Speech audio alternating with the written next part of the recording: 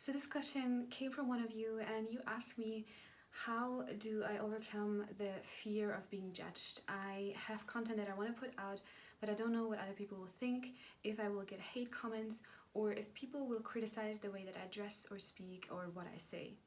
And here's my take on it. 1 in 8 people have sociophobia, which is basically the fear of being judged and putting yourself out in the world. Now, how do you overcome the fear of judgment in very practical terms? And one of the things that I need you to know is that the biggest judgment that people put out is on themselves. And the second thing you need to know is nobody really cares about you. Everyone just focuses on themselves. They just care about themselves. So when people put hate comments under your photos or they judge you for living your life, they don't judge you, they don't care about you. They care about themselves in connection with you. They compare themselves with you. And another term for that is jealousy. So if you let yourself get consumed by the fear of being judged, you actually just fall into the trap of jealousy, and you don't put things out because you think someone might feel bad about themselves looking at my success or looking at what I share with the world.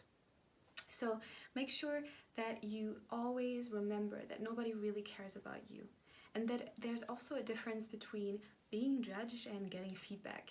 Now, how do you know if you're being judged? There are 3 signs that you have to look out for. 1 is, do you respect the person that is giving you that feedback? If so, that's probably constructive feedback. If not, it's probably an opinion and you can ignore that.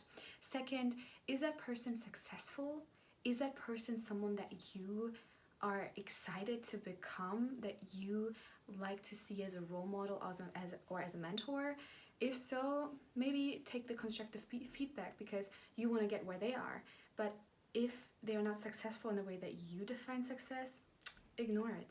And then 3rd, if they are giving you feedback, is that feedback coming from knowledge? So are they successful in that field? Do they actually know what they talk about?